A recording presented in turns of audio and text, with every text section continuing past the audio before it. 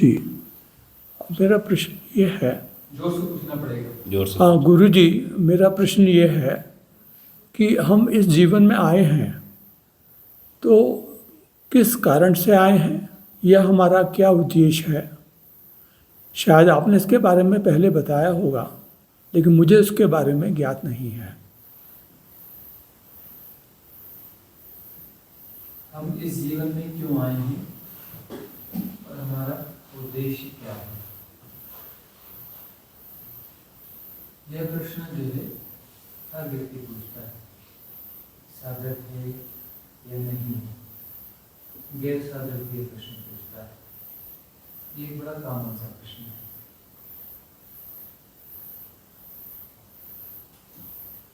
कि हम इस जीवन में क्यों आए हैं।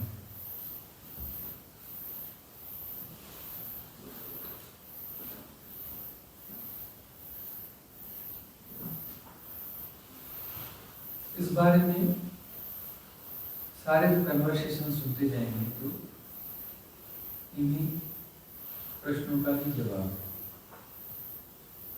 भूल कर इन प्रश्नों के बारे में हजार बार बातें हो भी चुकी हैं।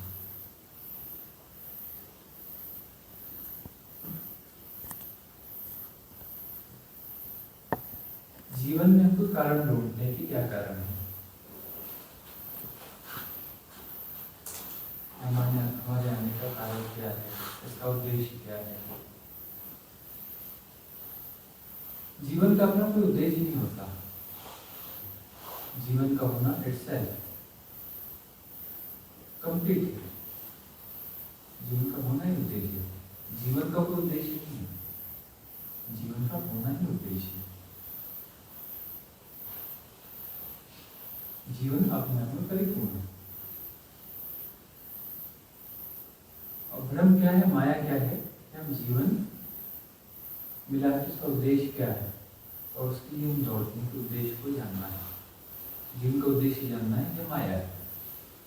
माया क्या है, जीवन के उद्देश्य को ढूंढना। और जीवन है और परिपूर्ण है, यह है उपलब्धि। यह उपलब्धि कैसे होगी? जीवन तो है ही, कंप्लीट है। जीवन तो है ही ना, कंप्लीट है। तो ये उपलब्धि कैसे हो गई, या एनलाइटनमेंट कैसे हो गया कि जीवन है और परिपूर्ण है, स्वीकार कर लिया और ये परम ज्ञान हो गया। ये परम ज्ञान हो गया, जीवन है और ये परिपूर्ण, ये परम ज्ञान है। और माया क्या है, ये जीवन है, इसका उद्देश्य क्या है, जीवन क्यों है, इसको हम ढूंढ रहे हैं। और ये माया है, यह माया है, यह मैट्रिक्स है। हम जीवन के उद्देश्य को ढूंढ रहे हैं कि जीवन का क्या उद्देश्य है। जीवन क्यों है, यह माया है। और हमने ढूंढना बंद कर दिया कि जीवन का उद्देश्य क्या है, जीवन क्यों है, जीवन को कैसे संवारना है, क्यों संवारना है, इस तरह हमने बंद कर दिया। जैसा है जैसा का तैसा स्वीकार कर दिया तो ना परम ज्ञान था, परम उपलब्धि कि जैसा है जैसा का तैसा स्वीकार कर लिया। और जैसा है, हमने जैसा का तैसा स्वीकार नहीं किया तो यह मैट्रिक्स है, माया है। और क्या कर रहे हैं मनुष्य, कर क्या रहा है, वह जीवन का उद्देश्य ढूंढ रहा है, जीवन को निखारना चाहता है, जीवन को संवारना चाहता है। और उसके लिए जो है तरह तरह की महत्वाकांक्षाएं पाई जाती है, वासनाएं पाई जाती है। जीवन को बेहतर करने के लिए, जीवन का उद्देश्य ढूंढने के लिए, जबकि वह अपने आप में परिपूर्ण है। जो परिपूर्ण है उसकी गुणवत्ता में सुधार किया जा सकता है, उसकी श्रेष्ठता को बढ़ाया जा सकता है। जो चीज परिपूर्ण है, 100% है, क्या उसकी श्रेष्ठता को और बढ़ाया जा सकता है, उसकी गुणवत्ता को और बढ़ाया जा सकता है? नहीं, लेकिन एक प्रयास किया जाता है। और यही माया है, यही मैट्रिक्स है। जब दौड़ते दौड़ते दौड़ते दौड़ते थक जाते हैं, जीवन के उद्देश्य को ढूंढते ढूंढते दौड़ते दौड़ते भटकते भटकते भटकते भटकते जब थक जाते हैं, तब एक दिन पाया जाता है कि दौड़ना व्यर्थ है, कुछ ढूंढना व्यर्थ है। कौन सा उद्देश्य, क्या उद्देश्य, सारा छोड़ दो। सरेंडर, जो जैसा है उसके प्रति सरेंडर।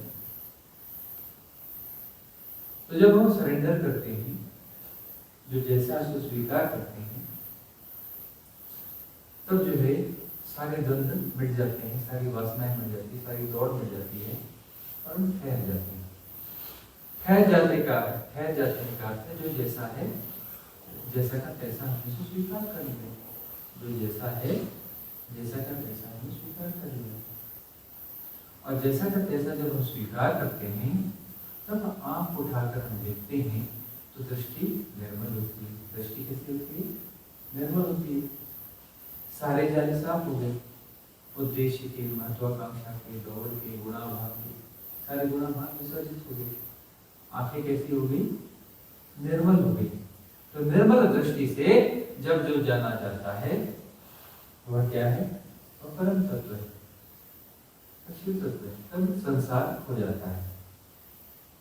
जित देखो तित राम ही राम, जहाँ देखो वही परम तत्व है, वही है तत्वमसि।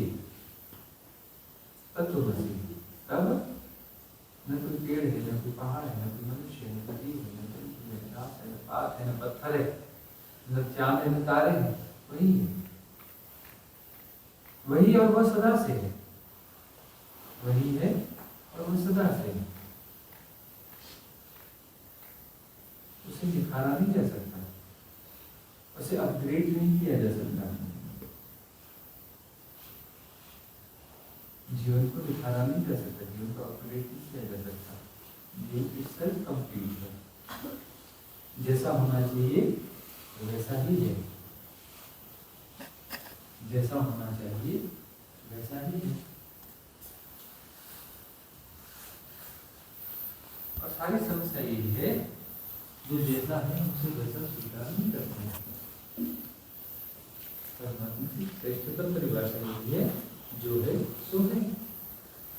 परमात्मा की श्रेष्ठतम परिभाषा यही है कि जो है सो है।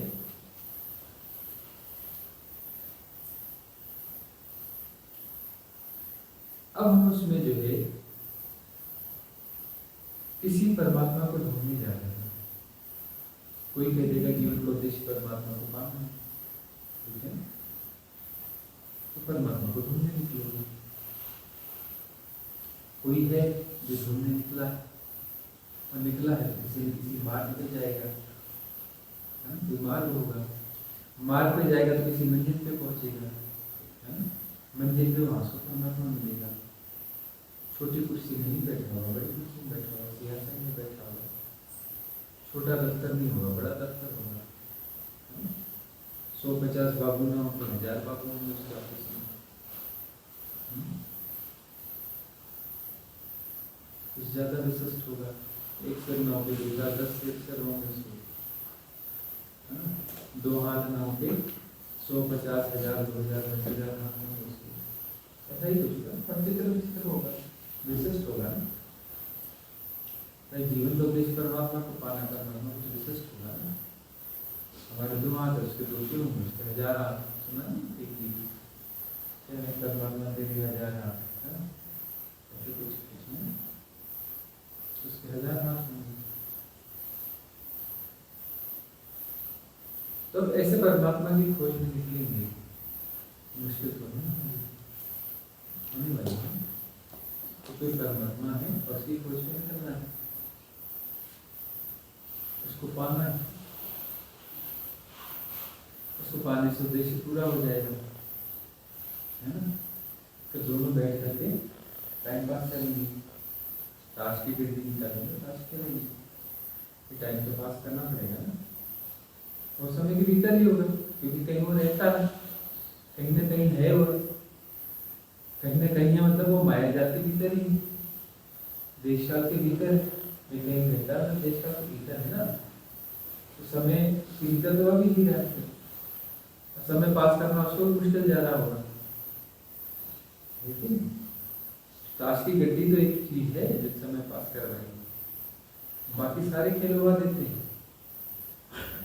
क्रिकेट का कितना भी शौक हो, है ना, 10 दिन लगातार क्रिकेट देखो, 11 दिन ऊब होने लगेगी और महीने भर वो मिटाना चालू हो जाएगा, ठीक है ना। लेकिन ताश खेलने वाले को देखो, सुबह से शाम तक बैठे रहते हैं, खाना पीना सब भूल जाते हैं, कभी नहीं उठते। ताश खेलने वाले एक ऐसा गेम है ताश, जिसे कभी नहीं उठते, मतलब समय को कोई गेम यदि टक्कर देता है, बीट करता है, तो ताश, तो परमात्मा मिलेगा तो ताश की गड्डी जरूर रखना, वह भी धन्यवाद देगा कि तुमने जो है समय के मैट्रिक्स के तो तगड़ा टक्कर देने वाली कोई चीज, कोई खेल लेके आएगा, है। जब भी परमात्मा को भूलने जाना, ताश की गड्डी जेब में जरूर रख के जाना। किस परमात्मा को भूलने जा रहे? जीवन का कोई उद्देश्य बताता है, कोई जीवन का कुछ उद्देश्य बताता है, जीवन का कोई उद्देश्य नहीं है। जीवन अपने आप में परिपूर्ण है, लेकिन हम परिपूर्णता को स्वीकार नहीं करते। वह इंटेलिजेंस नहीं है, वह मेरा नहीं है, वह प्रज्ञा नहीं है। ढूंढो, ढूंढ रहे हो, जन्मों जन्मों से ढूंढ रहे हो, और जन्मों जन्मों ढूंढो। जब थक जाओगे, थक के सरेंडर हो जाओगे कि मेरी बस की नहीं है, सारे गुणा भाग छोड़ दोगे, गुणा भाग छोड़ोगे तो पता चलेगा जीवन अपने परिपूर्ण है, और जीवन वही है, उसने जीवन नहीं दिया है, उसने जीवन नहीं दिया है, वही जीवन है। उसने संसार नहीं सृजा है, तब पता चलेगा। जब आँख में अमल हुई तो पता चलेगा कि उसने संसार नहीं सृजा है, वह स्वयं ही सृजित हो रहा है, वो क्या अलग नहीं हो गया, स्वयं ही परमात्मा है। बस यही है कि वह स्वयं ही सृजित हो रहा है, वह एक कंटिन्यूअस प्रोसेस है, वह एक कंटिन्यूअस प्रोसेस है, और उसके होने का ध्यान नहीं, उसका कोई उद्देश्य नहीं है। कहने के लिए कहा जाता है, समझने के लिए कहा जाता है कि आनंद का अतिरेक है सृष्टि, वह परमानंद है, वह सच्चिदानंद है, उसके आनंद का अतिरेक है सृष्टि, मतलब अलग से कुछ नहीं है, वह आनंद है और यह भी आनंद है, उसका अतिरेक है, बह रहा है, लेकिन है वही, अलग से कुछ नहीं है, वह भी आनंद है, वह भी आनंद है, और उसका आनंद का अतिरेक है। और यह अतिरेक कब से है? शाश्वत है, सनातन है, कभी शुरू नहीं हुआ। कहीं शुरू हुआ है तो समय के भीतर है, तो परमात्मा कोई दफ्तर में बैठने वाला बंदा है, ये कभी शुरू नहीं हुआ। यदि शुरू हुआ है तो टाइम जोन के भीतर, टाइम मैट्रिक्स में कभी शुरू नहीं हुआ। ये संसार कभी शुरू नहीं हुआ, सदा से सनातन है, शाश्वत है। ये संसार कभी समाप्त नहीं होगा, क्योंकि संसार है ही नहीं, सृष्टि है, और सृष्टा स्वयं सृष्ट हो रहा है। सृष्टि शब्द भी थोड़ा दोषपूर्ण है, सृष्टा स्वयं सृष्ट हो रहा है, सृष्टि जैसी कोई चीज नहीं है, सृष्टि नहीं भ्रांति पैदा हो जाती है, सृष्टा स्वयं सृष्ट हो रहा है, सृष्टि जैसी कोई चीज नहीं है,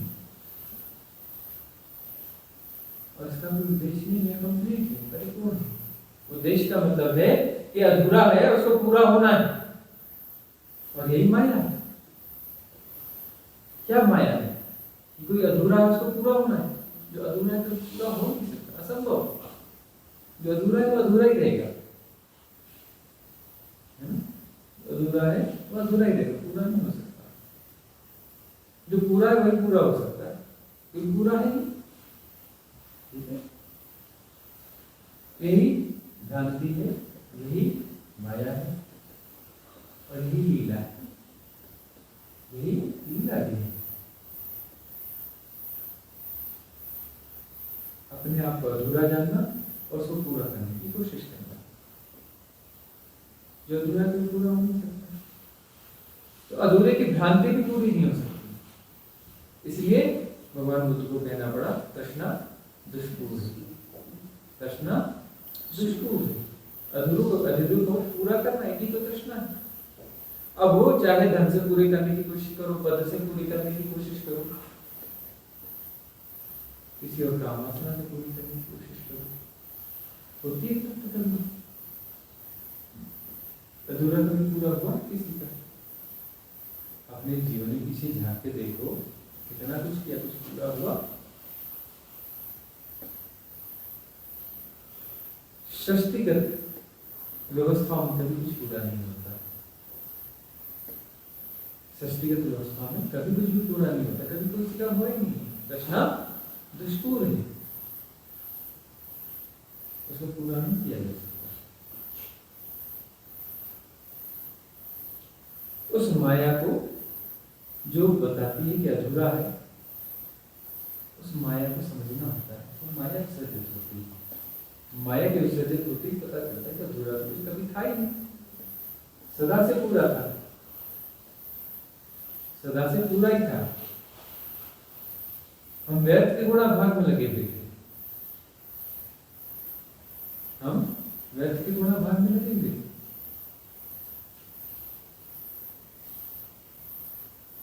ये गुणा भाग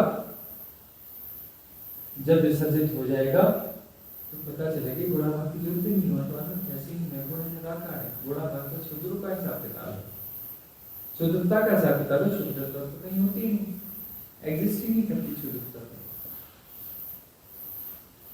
शुद्धता एक भ्रांति, ससीम होना एक भ्रांति, असीम होना सत्य। असीम होना सत्य है, ये कांसेप्ट वाली बात है। ससीमता को विसर्जित करोगे तो असीमता को जीने लगोगे, कांसेप्ट की जरूरत नहीं। परमात्मा एक कांसेप्ट है, परमात्मा को पाया नहीं जा सकता, कांसेप्ट है। अपनी शुद्धता को विसर्जित कर दो, तुम परमात्मा हो जाओ। परमात्मा को छुआ नहीं जा सकता, परमात्मा हुआ जा सकता है। हुआ जाने का अर्थ है कि तुम हो इसलिए तो हो गए। यदि तुम परमात्मा नहीं हो तो परमात्मा कैसे हो जाओगे? तुम परमात्मा हो, सिर्फ भ्रांति को विसर्जित करने की बात है। तो जब तक गुणा भाग में रहोगे भ्रांति कंटिन्यू रहेगी। जिस दिन गुणा भाग विसर्जित हो जाएगा भ्रांति विसर्जित हो जाएगी, अपना स्वरूप प्रकट हो जाएगा। तुम जो हो वैसे हो जाओगे। इसलिए सदगुरु के पास आते तो क्या करता है? तुमसे वह छीन लेता है जो तुम नहीं हो, और तुम्हें वह दे देता है जो तुम हो। तुम्हारी भ्रांतियां तुमसे ले लेता है, और तुम जो हो वो प्रकट हो जाता है। अगला प्रश्न, एक और प्रश्न पूछ सकता हूँ? हाँ, जल्दी पूछना पड़े, गैप नहीं देना है। हाँ गुरुजी, हर व्यक्ति को, या मैं खुद पे लूँ तो कुछ ना कुछ ड्यूटीज़ हैं परिवार के तरफ। अगर वो ड्यूटीज़ नहीं निभाई जाती हैं या उनको पूर्ण नहीं किया जाता है तो मन व्यथित होता है, और उनको पूर्ण किया करने की कोशिश करते हैं तो फिर अधूरापन लगता है। क्या किया जाए कि जो व्यवहारिक सत्य हैं, व्यवहारिक दायित्व हैं, उनको निभाया जाए। उनको निभाना आवश्यक है। न निभाया जाए तो गिल्ट बनता है, न निभाया जाए तो द्वंद्व बनता है, न निभाया जाए तो अधूरापन बनता है।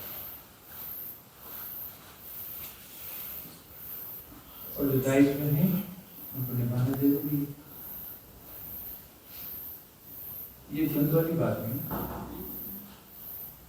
बात ही द्वंद्व वाली है। अरे भाई एक तरफ हो जाओ, एक तरफ हो जाओ। अरे भाई है तो है, जो है उसको आनंद से करो। जो दायित्व है उसको आनंद से निभाओ। और निभाते हो और कहते हो कि नहीं वो कुछ चूक रहा है, और उस तरफ डाइवर्ट होते हो तो कहते हैं कि नहीं वो ड्यूटीज मिस हो रही है, जो तो पूरी तरह से झलक रहा है।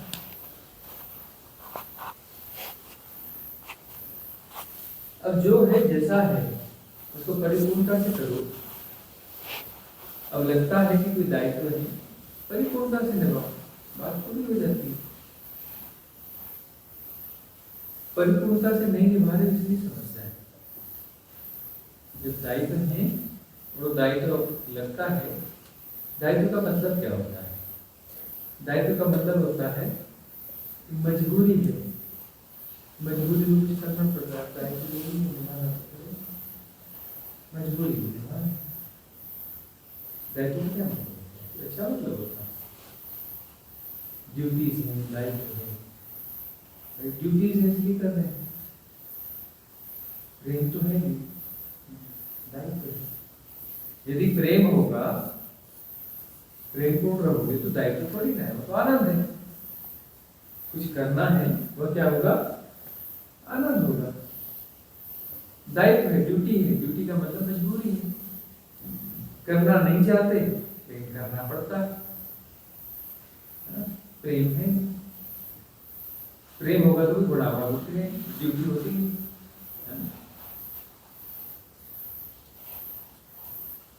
अपना ओशो एक कथा कहते रहे, उन्होंने किसी सन्यासी की किताब पढ़ी थी कि जो एक सन्यासी जो हिमालय पर्वत पर चढ़ रहा था, उसके पास अपना कुछ बैग था, अपना बैग लेकर के वह चढ़ रहा था तो चढ़ते चढ़ते जैसे जैसे चढ़ाई करती है तो अपना सामान जो हैवी लगने लगता है। हमारे कुत्ते भी लगने लगते हैं। तो जब लंबे ट्रैक पे जाते हैं 15-20 किलोमीटर के ट्रैक पर, तब जो है वो बैग जो ऐसा लगता है कि तो आराम से उठा लेंगे।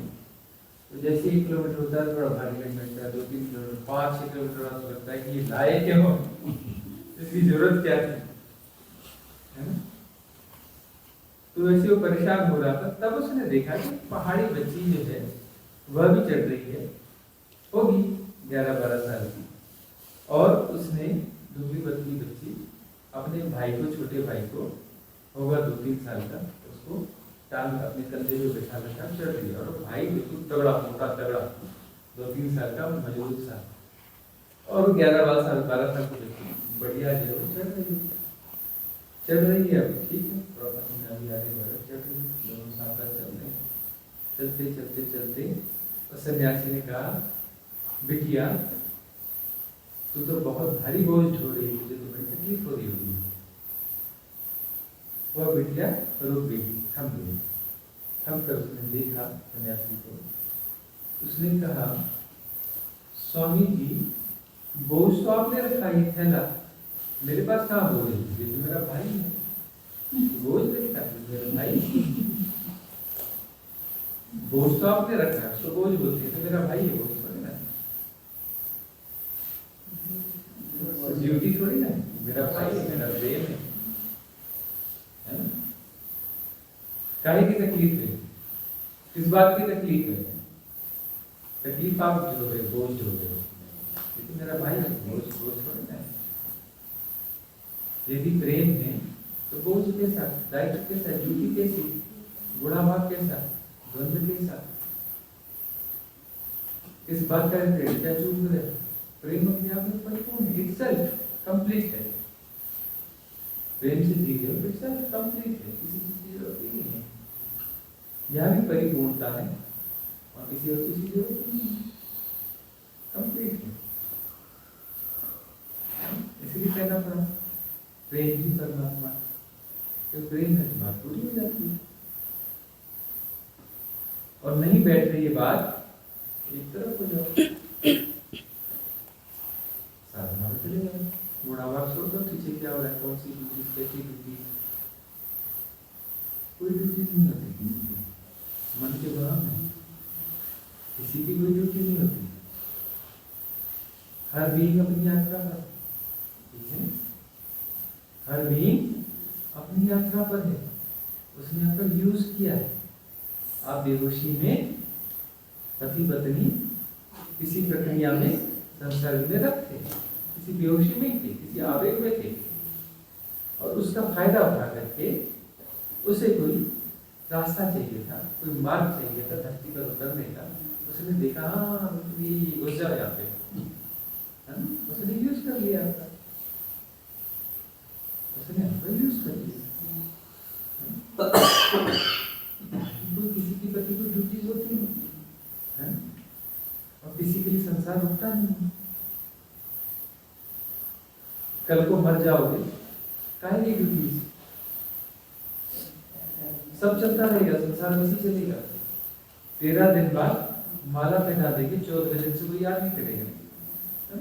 जब हमने कहा ऐसा आप बीच में, तो किसी ने कहा कि तीसरे का कार्यक्रम होता है तो लोग जो दुनियादारी उधर की बात करते हैं, उसकी बात नहीं करते, आपस में बैठ के तो उधर की गपशप कर रहे होते हैं। फिर किसी ने कहा तो शमशान में भी जाओ तो इधर उधर की कुछ कहानियां कह रहे होते हैं, इधर उधर का पूछते रहते हैं, गप करते रहते हैं, एक आध दो वाक्य में उसकी बात करते, बाकी कोई ध्यान नहीं देता उसको। 13 दिन बाद फूलमाला, जय सिया राम। साल में एक बार जो बच्ची करते हैं वो समाज के लिए करते हैं, उसके लिए नहीं करते हैं, समाज को दिखाने के लिए करते हैं।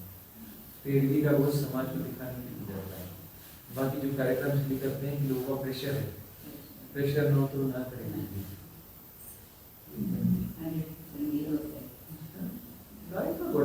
बड़ा किसी ड्यूटी, किसकी ड्यूटी,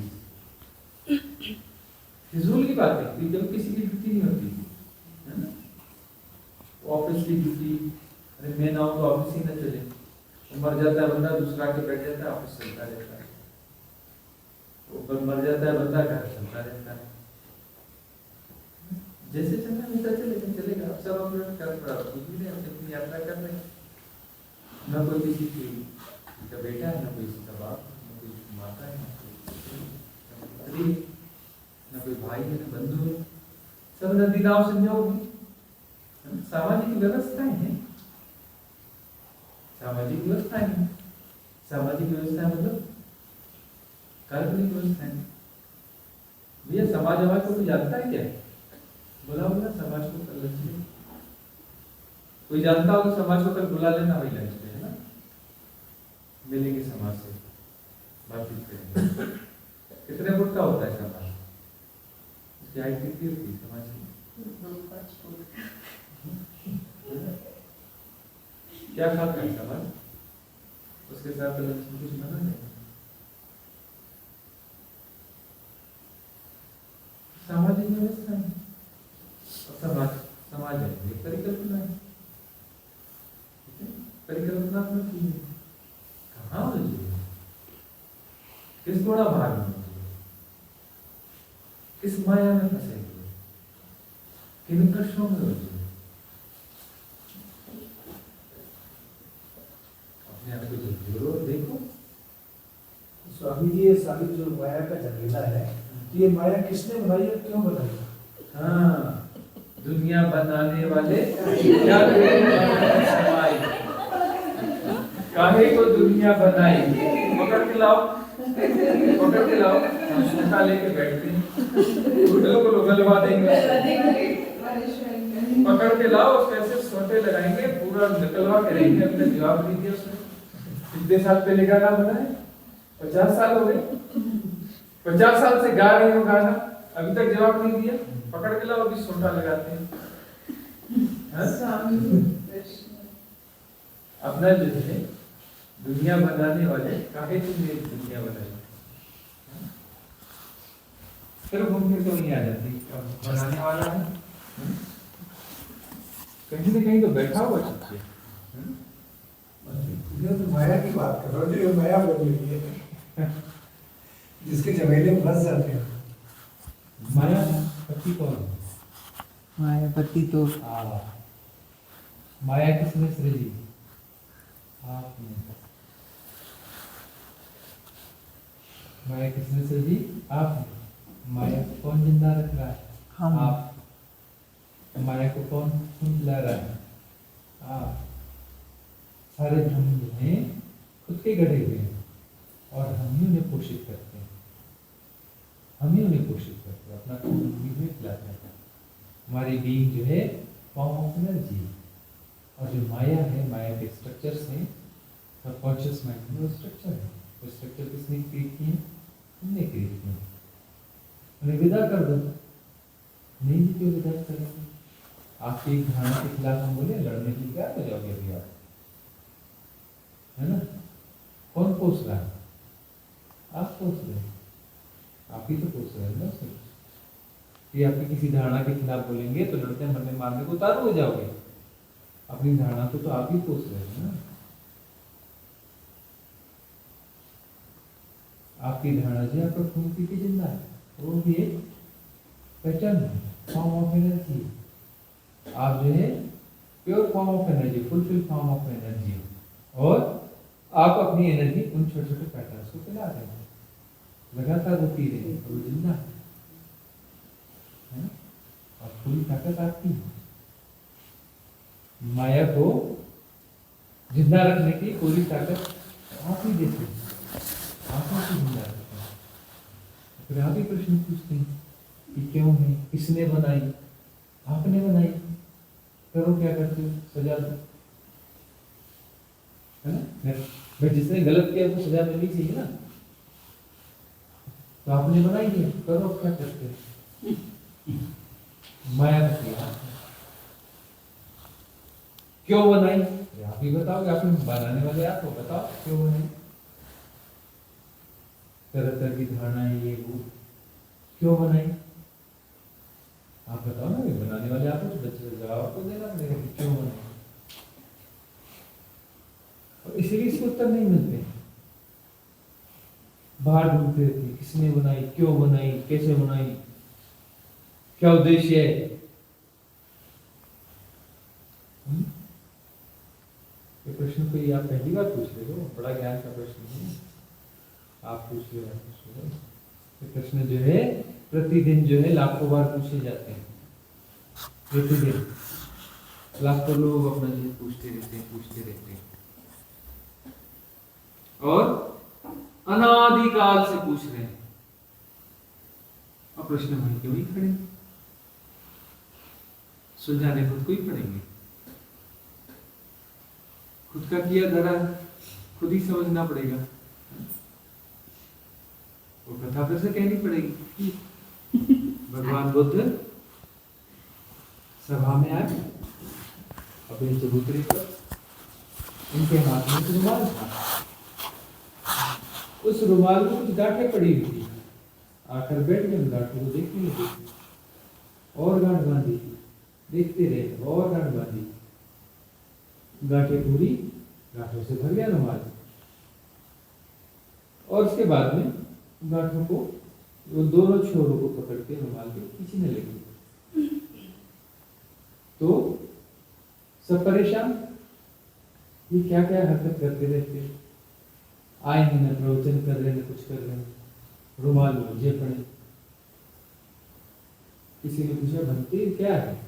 अरे तुम खड़ा, ये गांठें मुझे खोलनी है, कैसे खोलूं? और खींचने लगे उसको, गांठों को कैसे खोलूं?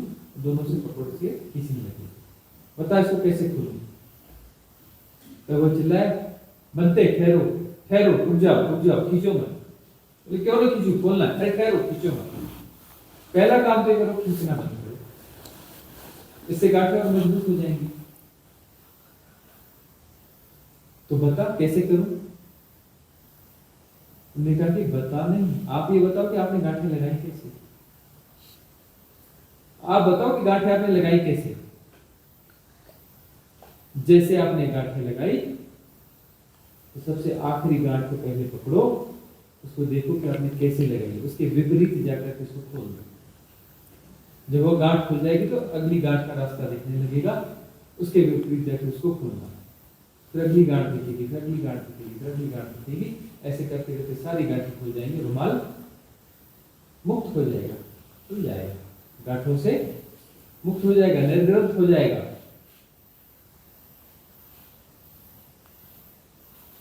तब उन्होंने क्या जवाब दिया, तुझे ये समझ में आता है? आता है समझ में? कब से समझा रहा हूं, कब से समझा रहा हूं, क्यों नहीं समझ में आता? यही तो समझा रहा हूं ना।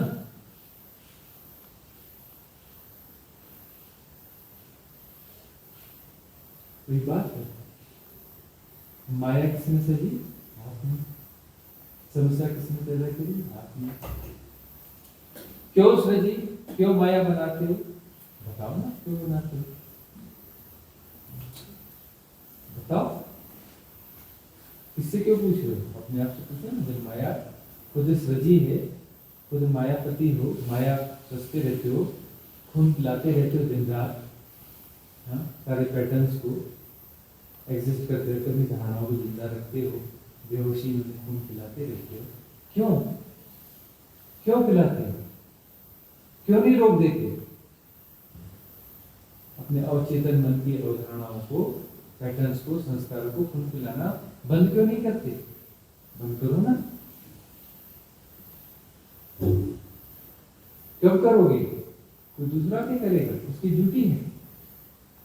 कोई परमात्मा बैठा दफ्तर में, उसकी ड्यूटी है। अरे परमात्मा नहीं मान रहा, उसके दफ्तर में किसी बाबू को पकड़ो, थोड़ी रिश्वत खिलाओ, कहना वो प्रोग्राम ठीक कर दे, हो जाएगा काम। रिश्वत तो सब जगह चलती है, तो उसके दफ्तर में भी चलती होगी। हाँ, चलता है नहीं? आपने वो क्या ऑफिस में काम नहीं करते, बोतल दे आओ, काम हो जाता है। उसको बोतल दे आओ, वहां तो वो अपना बैन होगा, वहां तो अपना वाइन शॉप होगी नहीं, तो बोतल का बहुत ज्यादा काम करेगी, वो मिलती ही नहीं। और जाके बोतल दे आओ, तो फटाफट काम हो जाएगा। किन प्रपंचों में फंसे? अपने भीतर जाको, सारी समस्याएं भीतर हैं और खुद की पैदा की हुई हैं, स्वप्रजनित हैं, खुद उनका प्रजनन किया, खुद प्रसूत किया। और अपना खून पिलाना बंद करो, तो समस्याएं विदा हो जाएंगी। अगला प्रश्न पूछता है। स्वामी जी प्रणाम। हम शास्त्रों में सुनते आए हैं कि जब बच्चा गर्भ में होता है तो उसे 1000 बिच्छुओं के काटने का अनुभव होता है, और माता के गर्भ में जो उसे नमकीन और वो जो खाती है मिर्च, वो सब लगता है। लेकिन मैंने आपके कन्वर्सेशन में एक बार सुना था कि वो सबसे बेस्ट उसका पीरियड होता है, कि जैसे क्षीर सागर में विष्णु भगवान लेटे हैं और फ्लोट कर रहे हैं, ऐसा उसका अनुभव होता है। तो वो उसे क्लियर कर बताने की कृपा करें कि ऐसा हम सुनते आए हैं धार्मिक व्यक्तियों से भी, और शास्त्रों में भी ऐसा सुन, और वो ये कह के आता है कि अब मैं भगवान का स्मरण करूँगा, हमेशा इस जन्म में उसको प्राप्त करूँगा, ऐसा कसम लेके वो गर्भ से बाहर आता है ऐसा। लेकिन बाहर आके भूल जाता है और माया में फंस जाता है, ऐसा सुना है। तो कथा कहानियां आधी अधूरी सुनते रहते हैं और उसमें फंसे पड़े रहते हैं। कथा कहानियां पूरी तरह से मैनिपुलेटेड होती है। कभी किसी संत ने, किसी सिद्ध ने कुछ अच्छी बात कही भी होगी, उसको मैनिपुलेट करके पंडित पुरोहित जो है उसको विकृत कर देते हैं। उन विकृत चीज कथा कहानियों को सुन दोहरा के सुन करके खुद को ही हम दिग्भ्रमित करते रहते हैं। 1000 बिच्छुओं का दंड लगता है बच्चों को। जो बच्चा गर्भ में रहता है उसको 1000 बिच्छुओं जैसा दंड लगता है। पता नहीं किस महामूर्ख ने बात कही होगी, कोई ना कोई महामूर्ख ने भी कही होगी। कोई मूर्ख भी नहीं कह सकता, उसके लिए महामूर्ख होना जरूरी है। बहुत सारे महामूर्खों ने क्या किया, वो जो वेद शास्त्र थे ना, उसमें जबरदस्ती कुछ का कुछ डाल दिया। उस समय तो कोई प्रिंटिंग प्रेस होती थी, हाथ की कापी होती थी, तो महामूर्खों के हाथ में बहुत कुछ पड़ गया। उन्होंने जो है सिद्धों की वाणियों को हेर फेर कर दिया। सिद्धों की बुद्धों की वाणियों को हेर फेर कर दिया, उसमें कुछ का कुछ जोड़ दिया, कुछ का कुछ घटा दिया। तो उन महापुरुषों ने बहुत नुकसान किया। जबकि सिद्धों की बुद्धों की ज्ञानियों की वाणियों में कभी कोई हेर फेर नहीं करना चाहिए, उसमें कोई संशोधन नहीं करना चाहिए, उसमें अपना दिमाग नहीं लगाना चाहिए। महापाप है वो। सिद्धों की बुद्धों की वाणियों में हेर फेर करना महापाप है, उसमें कोई हेर फेर नहीं करना चाहिए, अपना गुणाभाग नहीं लगाना चाहिए।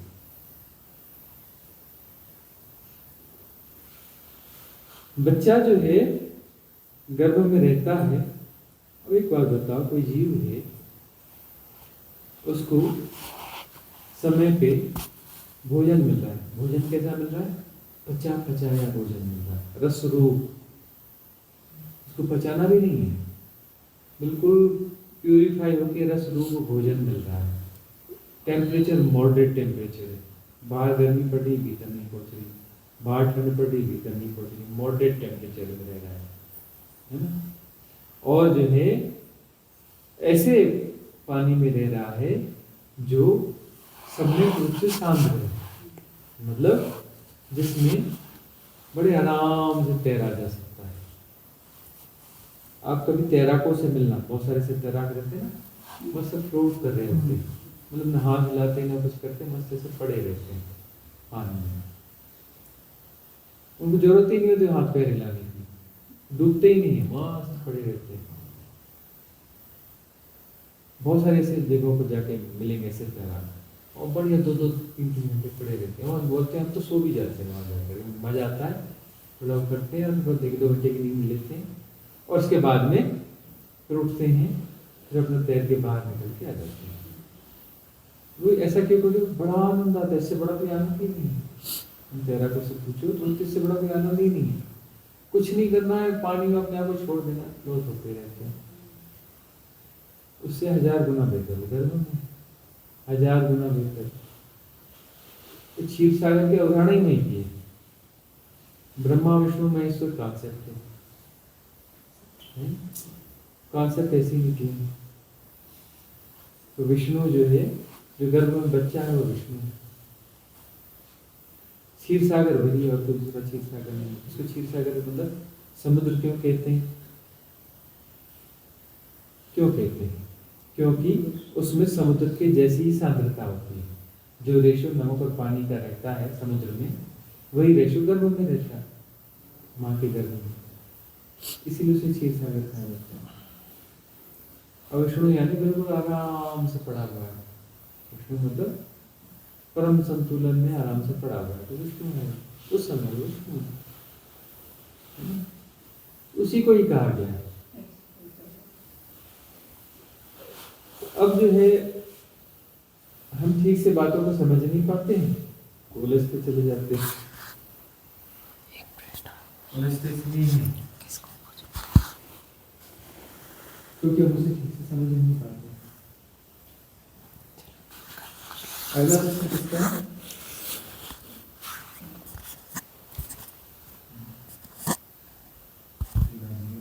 इनका प्रश्न है वो हाँ, नाम है इसमें। हाँ, भय या डर को कैसे डिसॉल्व किया जाए, इसके लिए मेडिटेशन की कौन सी विधि उपयोगी है? क्योंकि बचपन से ही मेरे अंदर की कई प्रकार का डर है जिसे मैं पूरी तरीके से डिसॉल्व करना चाहती हूँ। कृपया मार्गदर्शन करें। नाम नहीं है इसमें, किसी ने भेजा। कई प्रकार का भय है। ये प्रश्न व्हाट्सएप पर आया हुआ है।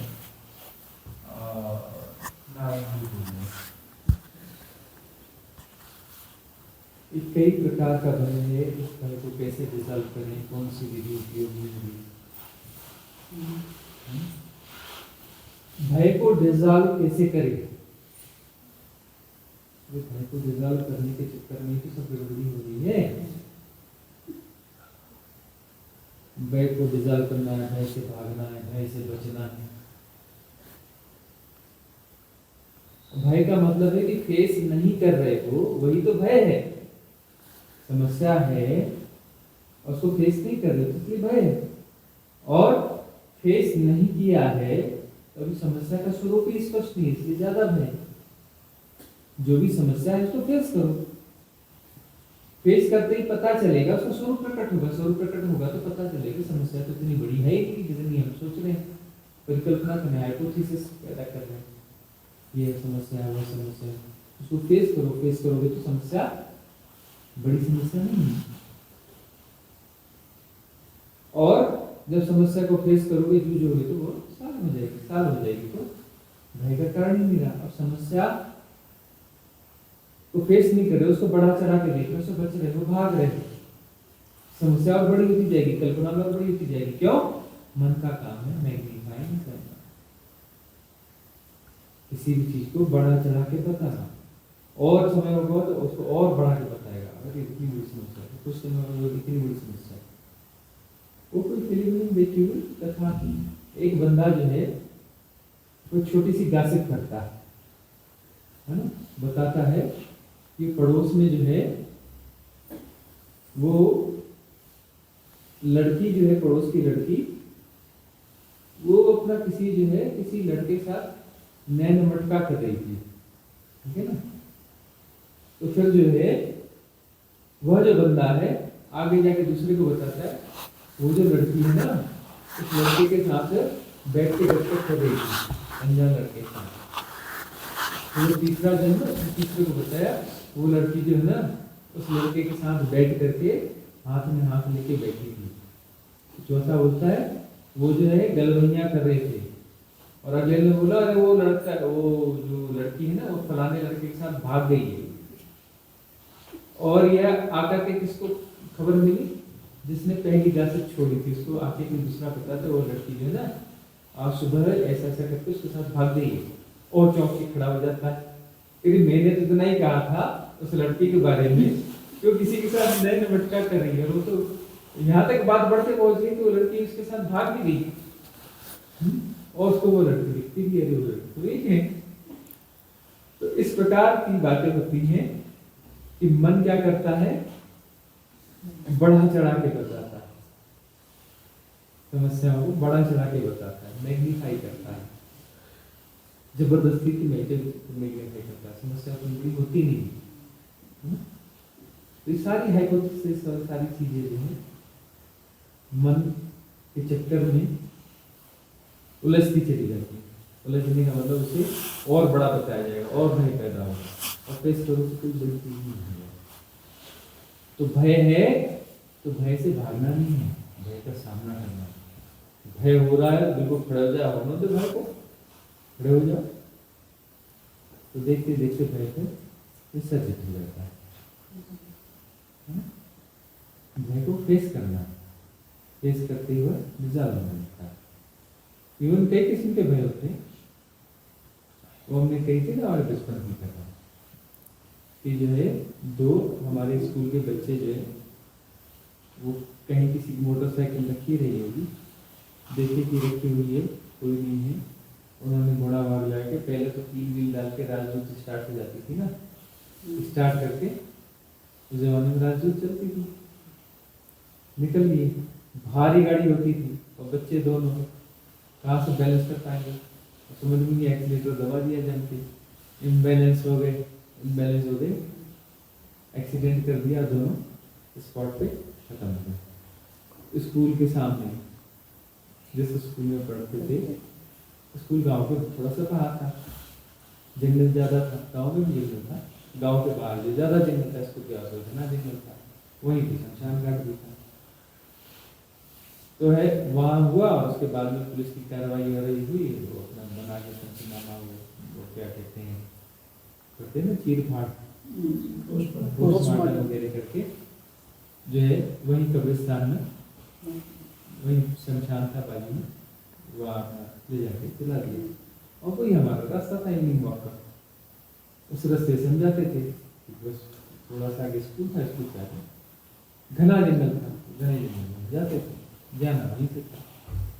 निकल गए, अब शाम को तो निकल गए, और लौटते थे रात में लौटे तो घबराहट हुई, वहाँ सब निशान बने गए, पुलिस वालों ने सब निशान बना कर रखा थे, जहाँ एक्सीडेंट होता है तो वहाँ चिन्ह में कुछ बना के ड्राइंग वाइंग बना कर रखते ना, तो बना के रखे थे, खून के धब्बे भी लगे हुए थे, और अपना जो उधर चिता भी जल रही थी उनकी रोड के किनारे, उधर थोड़ा आगे में चिता भी जल रही, वो भी दिख रही, वो भी दिख रही। रात का समय अकेले हम लौट रहे हैं, ट्रैफिक का व्यक्ति हुआ नहीं करता था, इतना घना जंगल गाँव। लौटते लौटते हुई घबराहट हुई, तो हमने स्पीड बढ़ा के वापस आ गए। तो फिर ये आया कि मामला हुआ क्या, हम घबराए क्यों। शाम को गए थे, इतनी घबराहट नहीं थी, रोशनी थी, और रात को लौटे तो जगह तो वही थी ना, तो अंधेरे उजाले का क्या फर्क था, इतनी घबराहट हुई क्यों। क्या करें, एक दिन 2 दिन 3 दिन देखा कुछ अमावस्या आने वाली है। हमने कहा कि भूत प्रेत का डर है ये, तो अब भूत प्रेत का डर है तो भूत प्रेत से मिल ही लेते हैं, जो तो डर तो लग ही रहा है, बढ़ते ही जाएगा ऐसे। फिर जाते हैं तो फिर होता है, तो इसको सुलझा ही लिया जाए मामले को। और वो जो दोनों मरे हैं दोस्त, उनसे मिलके ही आते थे, है ना। अमावस्या की रात को 12 बजे को गड़बड़ कहा जाता, तो 12 बजे के बाद ही जाएंगे। 12 बजे रात को निकले, कुछ रखे न रखे, वैसे हम टॉर्च नहीं रखते थे, जंगल में भी जाते रहे थे रात में भी। हमने कहा चलो इतनी सेफ्टी कर लेते हैं कि टॉर्च रख लेते हैं, लेकिन जलाएंगे नहीं रात को, मौका पड़ेगा तभी जलाएंगे। तो टॉर्च रख के हमने कहा चलो चलते हैं। पहुँच गए रात के 12 बजे के बाद। और सहयोग से वहाँ क्या है, हिंदुओं में कुछ लोग ऐसे होते हैं जो कब्र बनाते हैं, कबीरपंथी हो गए, तो वहाँ कुछ कब्रें भी थी, अच्छा वो अपना जलाने वाले भी थे, तो वहाँ जलाते भी थे, और वाली कब्र तो कबीरपंथी वाले। तो हम जो है पहुँचे रात के बाद, धीरे धीरे और सूखे पत्तों पे पैर रखे तो बड़ी आवाज हो। अब वैसे हम जंगल में घूमते रहते थे, होता नहीं था कुछ, और वहाँ पर जो है कुछ मामला ही था कि कब्रिस्तान और शमशान और दोनों एक साथ, और उधर जो है अभी अपना हाँ ताजी घटना निकली, और ये सब है जो है। दूर से देखा घना घोर अंधकार, अमावस्या रात। हम गए, एक जो है वो पक्की कब्र बड़ी साइज की होती है, कब्र को साफ सुथ किया, उसके ऊपर जाके बैठ गए कि देखते हैं अब क्या होता है। और बैठे थोड़ी देर हुई, और तरह की आवाज़ें चालू हो गई, कहीं सरसराहट हो रही है, कहीं फड़फड़ाहट हो रही है, कहीं कुछ हो रहा है, कहीं कोई आवाज़ आ रही है। अब जो है घबराहट बढ़ने लगी, धड़कन बढ़ने लगी। हमने कहा कि चलो भाई जो भी हो मुलाकात कर ही लो, क्योंकि अब जो है मुलाकात करेंगे तभी बात साल होगी, है ना। तुम आ तो गई हो, चारों तरफ से घेर रहे हो, इधर भी आवाज, उधर भी आवाज, उधर भी आवाज। हमने जेब में हाथ डाला, टार्च निकाली और धड़ से जला दी। जलाई तो एक लोमड़ी भागी, इधर से सांप सरसरा के भागा, उधर से चमगादड़ फड़फड़ाए, इधर से कहीं कुछ हो रहा है। हमने कहा अरे बाप रे, ये तो एक अलग ही संसार है, रात्रि चरों का संसार है, निशाचरों का संसार है। ये अपना जो है जीव अपना जीवन जी रहे हैं, इसमें समस्या क्या है। हमने लाइट ऑफ करी हुई, जीने दो भाई लोग अपना, अपन तो चुपचाप बैठे चबूतरे पे बैठे हैं, कब्र का बड़ा सा चबूतरा था, उस पर आराम से बैठे हैं, साफ साफ लोग भी क्या करेगी, टाइगर भी कुछ नहीं करता, हम भी क्या करेगी। तो जो है वहां पर फिर बैठे ही रहे, उनका साल करते ही नहीं बैठा। फिर हिम्मत हुई, फिर हमने उन दोनों का नाम लिया। वही तो मिसरी होगी, कहाँ गए। मोटरसाइकिल ने तुमको जहाँ पहुंचा दिया, बोले क्या जाओ, इधर पहुंचा दिया तुमको, तुम कहाँ हो, इधर ही हो तो आ जाओ भाई, मिलो, बातचीत करो कुछ। बैठे रहे कोई आया नहीं। धीरे धीरे हो गया मामला खत्म। उसके बाद हमारी आदत हो गई, कहीं कोई कब्रिस्तान है, कुछ शमशान है, हम बाद में अपनी जब खुद बाइक लेके भी आते जाते रहे गाँव के इलाके में, तो कहीं कब्रिस्तान शमशान पड़ता था तो हम वहाँ पर बाइक खड़ी कर देते थे रात में, और खड़ी करके थोड़ी देर वहाँ बैठते थे, उसके बाद भी वो फियर है, उसको फेस करो। और वहीं पे कथा है, गाँव में बड़ी कथाएं रहती हैं, कब्रिस्तान, अरे रात में वहाँ जो है ना मोटरसाइकिल से हिला देता है, वो बैलेंस कर देता है, कहीं कुछ करता है, कहीं कुछ करता है। ऐसे पॉइंट्स कुछ हम जाने लगे कि वो जंगल में, हाँ इस पर किसी ने फांसी लगाई थी, इस पेड़ के नीचे, इस पेड़ के नीचे, तो हम जाकर किसी पेड़ के नीचे बैठते हैं। फेस करना पड़ता है, ये तो सिर्फ बड़ी वाली बात है। तो संसार की जो चीजें हैं ना, उसको फेस कर लेना चाहिए। जितना फेस करोगे तो वो डर गायब हो जाएगा। फेस करना ही पड़ेगा। डर भय का मतलब यही कि फेस नहीं किया है और मन जो है उसके बारे में परिकल्पनाएं कर रहा है। हर चीज को फेस करना पड़ता है। इसलिए फेस करते करते वो साहस बनेगा कि मृत्यु को फेस करोगे। अब इतना बड़ा झूठ है, कब से चल रहा है? बड़े बड़े झूठों में एक महान झूठ है मृत्यु, और इस पूरी दुनिया इसको सच मानती है। और सबसे बड़ा झूठ है, झूठों में भी महान झूठ है, और पूरी दुनिया इसको सच मानती है।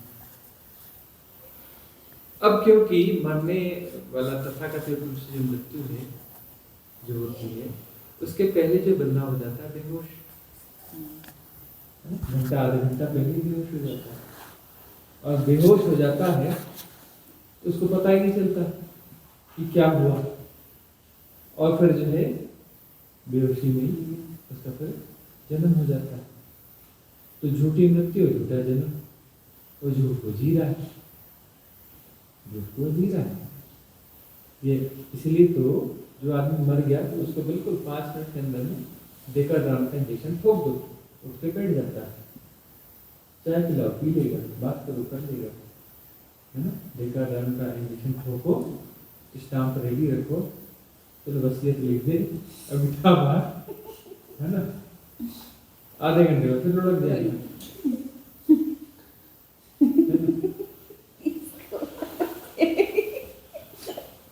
स्वामी जी आप तो कितने लोगों को आइडिया दे रहे हो। स्वामी जी आप आइडिया दे रहे हो लोगों को।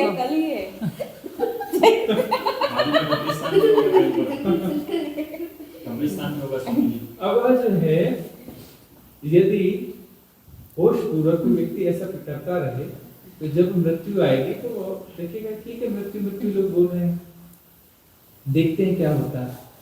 तो क्या होता है, वो होश पूर्वक जाएगा तो मृत्यु उतनी नहीं होती। जो पुराना जराजीर्ण शरीर है उससे निकल के कुछ बाहर खड़े हो जाते हैं। इसलिए जो है साधक के जीवन में आउट ऑफ बॉडी एक्सपीरियंस होना जरूरी है। आउट ऑफ बॉडी एक्सपीरियंस होता है तो शरीर बाहर ऐसे घूम फिर के आता है, घूम फिर के आता तो पता चलता है कि शरीर में ऐसे में कभी बाहर निकल सकता है, वो कभी कभी फिर बाहर निकलते रहता है तो फिर उसको मृत्यु का भय नहीं होता। मालूम इससे अलग होना है ना, कई बार तो अलग रह चुके हैं, थोड़ा वो उसमें वापस नहीं घुसेंगे तो कहीं और घुस जाएंगे, देख लेंगे। और साधना भी गहरी है तो फिर जो है शरीर के साथ में तो सब कुछ ही जाएगा। पहला शरीर, दूसरा शरीर, तीसरा, चौथा, पांचवा, छठवा, सारे शरीर जाने चाहिए, है ना। मन भी डिजाल होना चाहिए, आत्मा भी डिजाल होना चाहिए, परमात्मा भी डिजाल होना चाहिए, सब डिजाल होना चाहिए, ब्रह्म काया गुरु सब डिजाल हो जाना चाहिए। सब डिजाल हो जाएगा तब परम मुक्ति, महामृत्यु से महामुक्ति होगी। तो महामुक्ति मतलब जितने भी सेपरेशन के ढंग हैं सारे ढंग डिजाल हो जाए, सारे ढंग डिजाल हो जाए, तब जो परम तत्व जिसका कोई नाम नहीं, जो किसी नाम नहीं, नाम रूप है ही। नाम रूप है तो कितना भी बड़ा नाम हो, कितना भी बड़ा रूप होगा तो क्षुद्र ही होगा। अनंत की अनंतता की सापेक्षता में क्षुद्र ही होगा, छोटा और बड़ा का सवाल नहीं है। इसीलिए उदाहरण बार बार करते हैं, एक राई का दाना और यूनिवर्स और मल्टीवर्स, अनंतता की सापेक्षता में दोनों समान रूप से क्षुद्र हैं, समान रूप से। एक राई का दाना और यूनिवर्स, हम धरती और सूरज की बात नहीं होगी, यूनिवर्स और मल्टीवर्स की बात करें। मल्टीवर्स और एक राई का दाना दोनों इक्वली क्षुद्र है, छोटे बड़े नहीं, इक्वली क्षुद्र है। ऐसा नहीं कि बड़ा क्षुद्र है छोटा क्षुद्र, इक्वली क्षुद्र है, इक्वल टू जीरो है, इंफिनिटी की सापेक्षता है। तो जो है होश की साधना है, होश को बढ़ाना है और होश पूर्वक फेस करना है। होश पूर्वक फेस नहीं करोगे तो भय होगा, क्योंकि मन वहाँ पर प्रोजेक्शन कर रहा है। भय यानी मन के प्रोजेक्शन, और दूसरे चक्र से जुड़ी हुई घटना, स्वादिष्ठान से जुड़ी हुई घटना। स्वादिष्ठान चक्र की क्लींजिंग की जरूरत है। कौन सी विधि उपयोगी है? इसमें कोई भी विधि करो, सप्त चक्र संधान करो, 7 चक्र अलाइनमेंट करो, वहाँ पे पॉज करो और दूसरे चक्र पर जो नाद कराते हैं उस नाद को 10 बार टूट करके लगातार कर लो, है ना। उस चक्र पर साधना में बैठे हो, बाद में उस चक्र पर अवधान बना के बैठे रहो, उसकी एक्टिविटीज को देखते रहो, वहाँ का अलाइनमेंट को सुधारो। वहाँ अलाइनमेंट ज़्यादा बिगड़ा हुआ है। जब भी कोई भी भयपूर्ण घटना होगी, सांप आ जाएगा, भालू आ जाएगा, शेर आ जाएगा, चीता आ जाएगा, कोई दुर्घटना आ जाएगी, सबसे पहले नाभि थरथराती है, नाभि थरथराती है ना। तो नाभि की क्लींजिंग की जरूरत है। क्लींजिंग की सारी विधियाँ हैं, विधियों के बाद में या बीच में जैसा भी हो, नाभि को पर अवधान करके थोड़ी देर ठहर जाओ, नाभि की क्लींजिंग होने दो और प्रैक्टिकल करो। जहाँ भी भय है उसको जाके फेस करो, भागो मत, फेस करो। भय आ रहा है तो भय को दबाओ मत, भय को होने दो, भयभीत हो जाओ, भय को होने दो और साक्षी हो जाओ भय के और फेस करो, तो भय विसर्जित होने लगेगा। अगला प्रश्न किसका है? गैस नहीं देना होता है ना स्वामी जी, ये आउट ऑफ बॉडी एक्सपीरियंस की बात आप करते हैं, तो जैसे आप भी करके आए होंगे, चंद्रलोक वगैरह घूम के आए हैं, तो चंद्रमा में क्या वैसा ही है जैसे ऊबड़ खाबड़ धरती है, ऑक्सीजन नहीं है, वो ऐसा ही ये प्रश्न जो है ये कोई प्रश्न आध्यात्मिक प्रश्न है। जस्ट क्यूरोसिटी वाला? बैठे हैं इतने लोगों में कम से कम 5-6 लोग बैठे हैं जो आउट ऑफ बॉडी एक्सपीरियंस करते रहते हैं। कम से कम 5-6 लोग यहाँ पे बैठे हैं जो आउट ऑफ बॉडी एक्सपीरियंस जो है फ्रिक्वेंटली करते रहते हैं, है ना? और शिविर रिट्रीट में जितने लोग आते हैं उसमें 20 से 25% लोग रहते हैं जो आउट ऑफ बॉडी एक्सपीरियंस जिनका फ्रिक्वेंटली होते रहता है। ये कोई बड़ी घटना तो है। अभी यहाँ पे 5-6 लोग बैठे हैं जो आउट ऑफ बॉडी एक्सपीरियंस जो फ्रिक्वेंटली करते रहते हैं, होता रहता है। वहाँ पर क्या है, कैसा है, यह तो बिल्कुल एक बहुत साधारण सी घटना है और ये कोई आध्यात्मिक प्रश्न नहीं है। प्रश्न आध्यात्मिक होना चाहिए। तो प्रश्न है कोई गैप न दिया करें। चेतन जी कल सबको ट्रेनिंग दीजिए ना, सब चेतन जी ट्रेनिंग देंगे प्रश्न कैसे करना। प्रणाम स्वामी जी।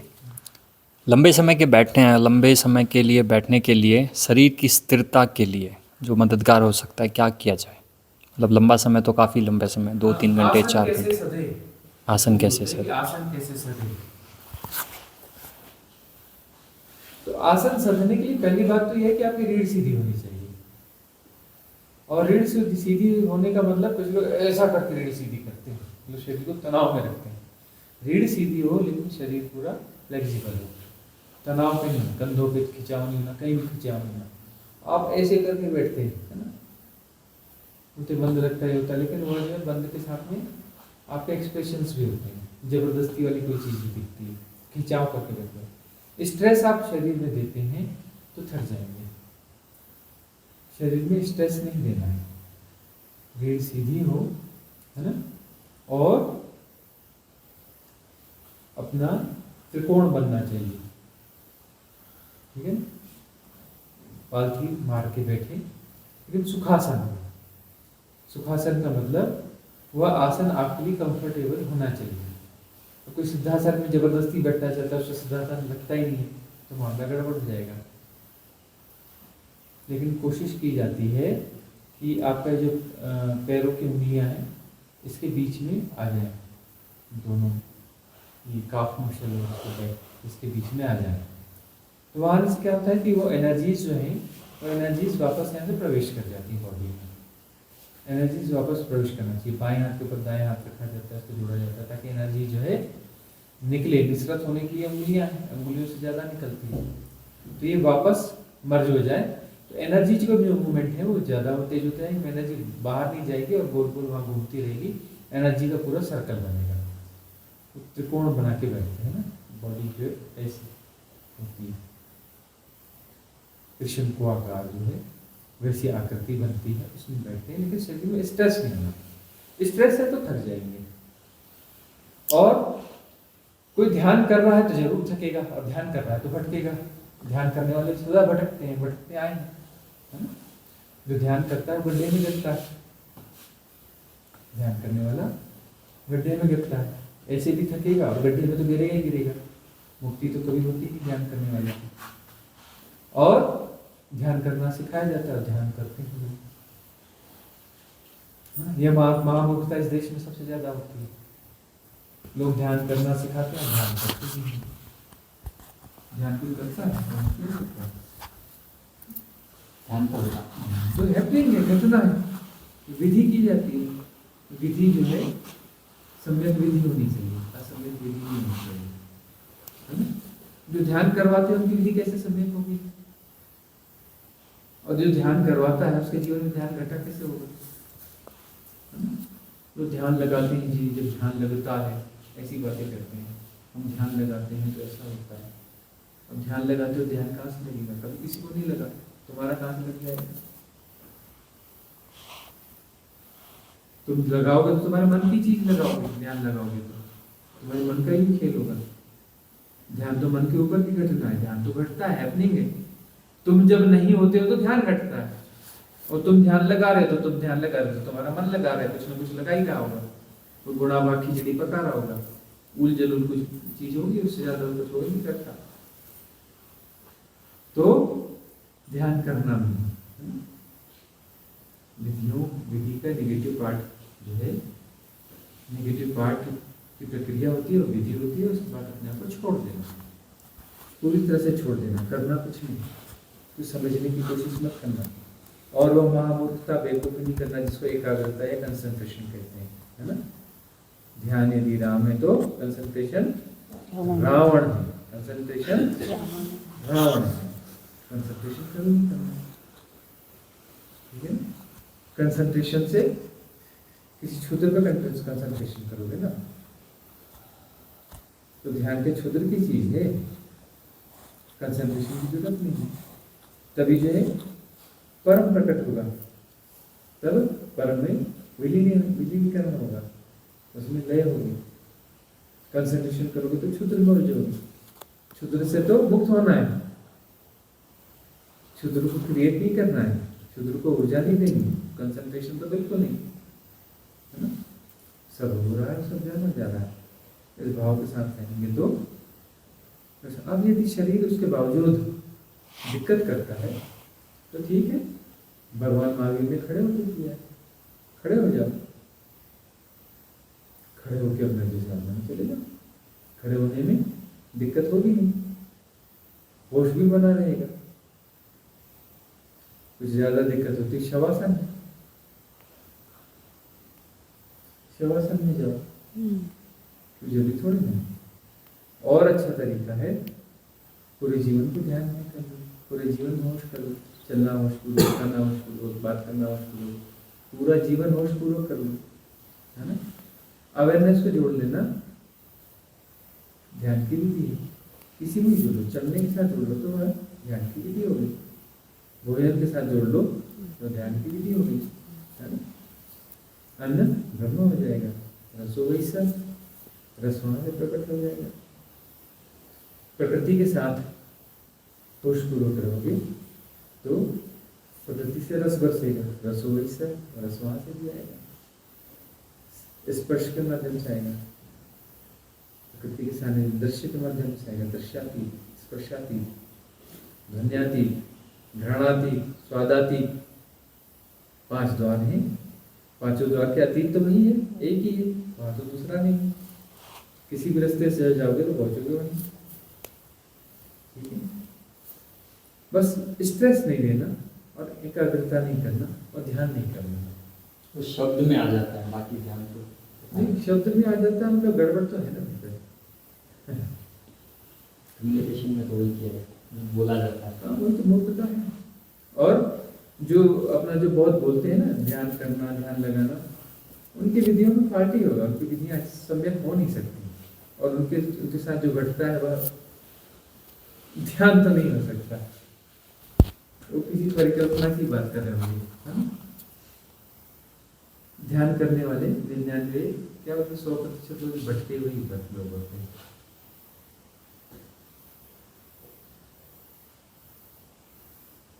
आपका प्रश्न है? गुरुजी प्रणाम। स्मशान में बार बार मैं एक्चुअली जाती हूँ, और मेरा ये प्रश्न है कि वहाँ जाने के बाद कुछ लोग कहते हैं कि नहाना ज़रूरी है, तो कोई साइंटिफिक रीज़न है या फिर ऐसे ही रिचुअल कहते हैं? इसका साइंटिफिक रीजन देखो, बड़ा भाग लगा के निकालोगे तो भी निकल जाएगा, तो ज़्यादा कुछ नहीं। शमशान घाट जा रहे हो, वहाँ पे मुर्दे जल रहे हैं, वहाँ पर अनहाइजीनियस रहती है, या कब्रिस्तान है, वहाँ पर जो है सड़न वड़न बहुत ज़्यादा रहती है, ठीक है? तो वहाँ पर अनहाइजीन परिस्थितियाँ रहती हैं, उसकी बदबू आएगी, बदबू बॉडी में आ जाएगी, कीटाणु हैं वो आ जाएंगे।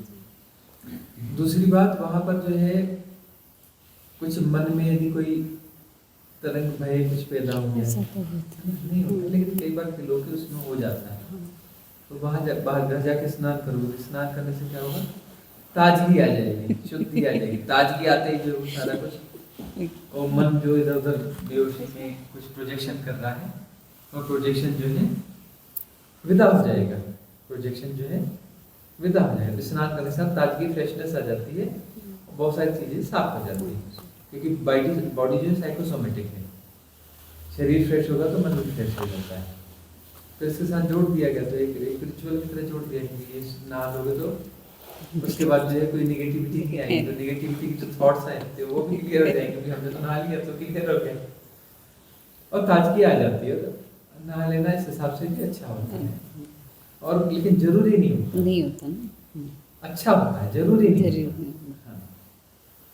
अब हम तो कब्रिस्तान से रात आधी रात में आधी रात में नहाते हैं, चुपचाप जाकर सो गए, दूसरे दिन उठ के फिर नहाएंगे। अब आधी रात के आने के बाद कौन नहाएगा वहाँ पर? हम तो नहीं नहाते थे। तो सारे प्रश्न हो गए हैं आज की सभा समाप्त करते हैं।